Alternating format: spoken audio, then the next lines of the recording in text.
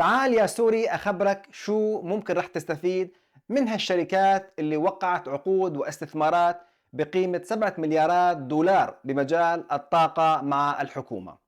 هلأ دخلت 4 شركات استثمارية على الخط، وبيقول أصحابها إنه هاي بداية مرحلة جديدة لإعادة وبناء إعمار سوريا، وخاصة بقطاع الكهرباء.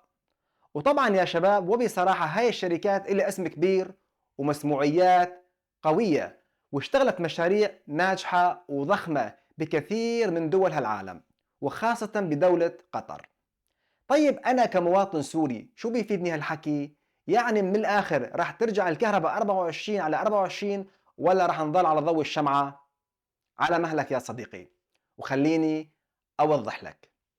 من خلال هالاتفاق رح ينبنى 4 محطات توليد كهرباء، واحدة بدير الزور، والثانية بحمص، والثالثة بحماة، والرابعة رح تكون جنوب سوريا تشتغل بالطاقة الشمسية.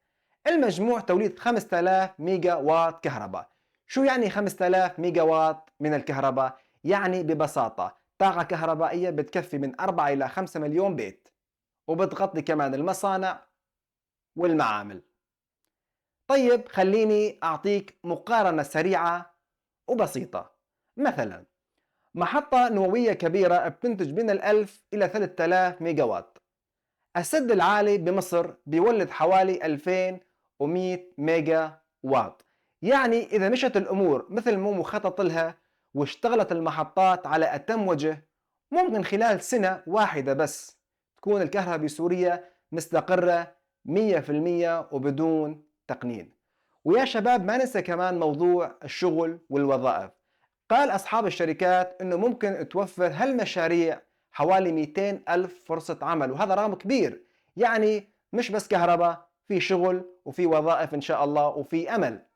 من الآخر، إذا ضلينا ماشيين بهالطريق في أمل نشوف سوريا مثل ما هي منورة، مو بس بالكهرباء، منورة بناسها وأهلها. وسلام.